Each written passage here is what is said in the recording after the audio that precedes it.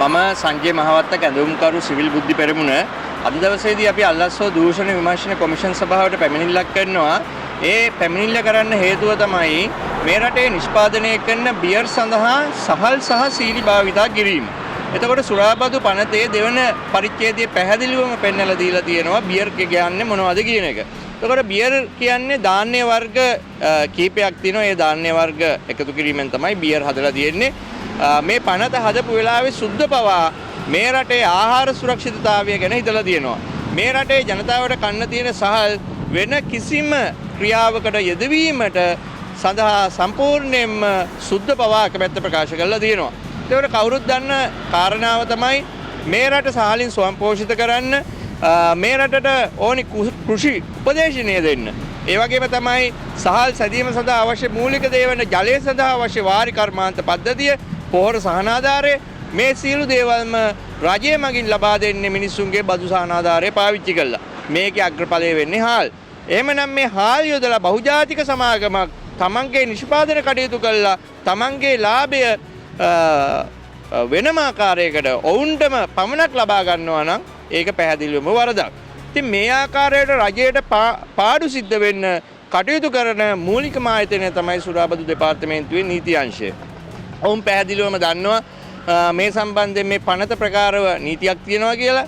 හැබැයි බියර් සමාගම් ජනාධිපතිවරයාට ලියුම් යවනවා බියර් නිෂ්පාදනය සඳහා සහල් අවශ්‍යයි කියලා. මේ හැම දෙයක් කරද්දිම සුරාබදු දෙපාර්තමේන්තුව නිහඬව ඉන්නවා. ඒක නීති අංශයෙන් ප්‍රධාන නීති නිලධාරීන්ට විරුද්ධව තමයි අද දවසේදී අල්ලස්සෝ දූෂණ විමර්ශන කොමිසම සභාවට පැමිණිල්ල දැම්මේ. ඊළඟ කාරණාව තමයි ප්‍රමිති ආයතනය. ප්‍රමිති ආයතනය කාලෙකදී කිව්වා පොඩ වහ කෑවට කමක් නැහැ කියලා. ඉතින් ඒ වගේ තමයි ශරීරයට ඉතා අහිතකර ද්‍රව්‍යයක් වෙන සීනි මේ බියර් නිෂ්පාදනය සඳහා යොදා ගන්න අවසරය දීලා තියෙනවා. ඒ බියර් සඳහා අදාළ ප්‍රමිතියේ 230 වන වගන්තියට අනුව ෆර්මන්ටබල් කාබෝහයිඩ්‍රේට් කියලා ඇඩඩ් කියන වාක්‍ය මගින් අවසරය ලබා දීලා තියෙනවා බියර් නිෂ්පාදනයේදී සීනි භාවිතා කරන්න. එතකොට බියර් නිෂ්පාදනකරුවනුත් තමන්ගේ බෝතලේ සීනි කියලා දාන්න බැරි නිසා සීනි දැම්මොත් ඇත්තටම සීනි කරින් යන්නේ. ඒ සීනි භාවිතා කරන්න බැරි නිසා මේගොල්ලෝ සටකපට විදියට දාන්නේ මොනවද? ෆර්මන්ටබල් ඒ හයිඩ්‍රෝකාබේට් ඇඩඩ් with malt කියලා දාලා තියෙනවා. අර නිකන් මේක බැලු බැලමට පේන්නේ නිකන් මේ බියර් එක නම් නියම malt වලින් හදලා තියෙනවා කියලා වගේ තමයි.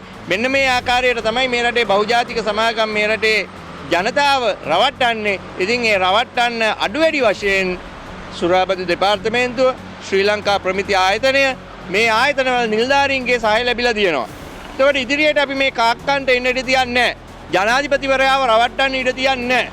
හැබැයි අපි හිතනවා ඍජුව තීරණ ගන්න දැන් අල්ලස් කොමිසම ටිකක් හොඳයි කියලා අපිට හිතෙනවා. එහෙමනම් වහාම මේ නීතිය ක්‍රියාත්මක නොකර රජයට පාඩු සිදු කරන මේ නිලධාරීන්ට නීතිය ක්‍රියාත්මක කළා අල්ලස් පනතේ 70 වෙනි වගන්තිය ආරක්ෂා කිරීමට කටයුතු කරන්න කියන එක මා ඉල්ලා සිටිනවා. මේක ඇත්තටම දූෂණය වරද යටතේ තමයි මේ ගෙලෙන්නේ. මම ඉතින් කරුණු කාරණා කරපු ඒ විස්තර ටික.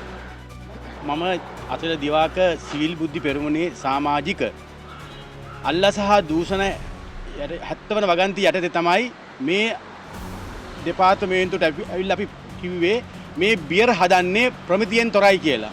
ඒ කියන්නේ ප්‍රමිතියෙන් තොර බියර් බීම තුල වෙන්නේ ඒ බොන අයගේ ජීවිත හානි වෙනවා. ඒ ජීවිත හානි වෙනවා නම් ඒකට සුරාබදු දෙපාර්තමේන්තුව වග කියන්නට ඕනේ. මොකද ප්‍රමිතියෙන් තොරව බියර් හදන්න අවසර දෙන්නේ මේ ආයතනය, සුරාබදු ආයතනය. ඒ නිසා ඒ ආයතනයේ නීති සංග්‍රහයට විරුද්ධව තමයි මෙතනට අවිලා පැමිණිල්ලක් අපි කරේ. මේකට මතක තියාගන්න ඕන දෙයක් තමයි මේ රටේ මේ හාල් තියෙන්නේ මිස් පරිභෝජනයේට. මේ ආණ්ඩුව ආපු වෙලාවේ ඉඳන්ම මොකද කළේ? හාල් පිටටින් ගෙන්නුවා. පාරිභෝගික අමාත්‍යාංශය හාල් ටෙන්ඩර් 4ක් දැම්මා. අමාත්‍යාංශය 4ම ෆේල් කරලා මුදලාලට හාල් ගෙන දුන්නා. දැවත් කරන්න ඉස්සරහට කරන්න හදන්නේ මොකද්ද? මේ හාල් පරිභෝජනයෙන් සාමාන්‍ය මිනිසුන්ට පරිභෝජනය අයින් කරලා ඒ මිනිසුන්ව පිටරටින් හාල් ගෙනල්ලා මුදලාලේ තර කරන අතර අර නියම හාල් අස්වැන්නෙන් බියර් හදන්න ආණ්ඩුව ලෑස්ති වෙන්නේ. ඒ නිසා ආණ්ඩුව තේරුම් ගන්න ඕනේ, සුරාබදු දෙපාර්තමේන්තුව තේරුම් ගන්නට ඕනේ මේ රටේ හාල් පළමුවෙන්ම මේ රටේ මිනිසුන්ට පරිභෝජනය කරන්න දෙන්නට ඕනේ. බියර් සඳහා ඒක කිරීම තුල වෙන්නේ මේ රටේ හාල් ගණන් යනවා. මිනිසුන්ගේ හාල් කියන්නේ බියර් කියන්නේ අත්‍යවශ්‍ය භාණ්ඩයක් නෙමෙයි. හාල් බත් කියන්නේ අත්‍යවශ්‍ය භාණ්ඩයක්. එහෙනම් ආණ්ඩුවට ඕනේ මුදලාල්ලගෙන් සල්ලි අරගෙන හාල් ගෙන්නන්න පිටරට. ඒ නිසා වසන්තට කියනවා එයා ගොවියෙක්ගේ පුතෙක්. ඒ වගේම අන්ඩු කුමාරට කියනවා එයා වඩු මහත්තයෙක්ගේ පුතෙක්. එයා ලාල්කාන්තට කියනවා ඔයා ගොවියෙක්ගේ පුතෙන් නම් ගොවියෝ පාරිභෝගිකයෝ ආරක්ෂා කිරීම තමයි ආණ්ඩුවේ යුතුයකම. එහෙම නොකර ආණ්ඩුව යනවනම් නැවතවතක් හාල් ගෙනෙයි අහිංසක මිනිසුන්ට ඒ බත බුලතෙන් පිරි සමාජයක් ගොඩනගන්න බැරි වෙනවා. ඒ නිසා අල්ලස දූෂණයට අපි කියනවා මේ බියර් හදන ප්‍රමිතිය නවත්තන්න. මේ රටේ සහල් බියර් සඳහා යොදා ගන්නා ප්‍රමාණය ඉතාමත්ම අවම කරන්න කියලා මේ අවස්ථාවේ ඉල්ලා සිටිනවා. බොහොම ස්තුතියි.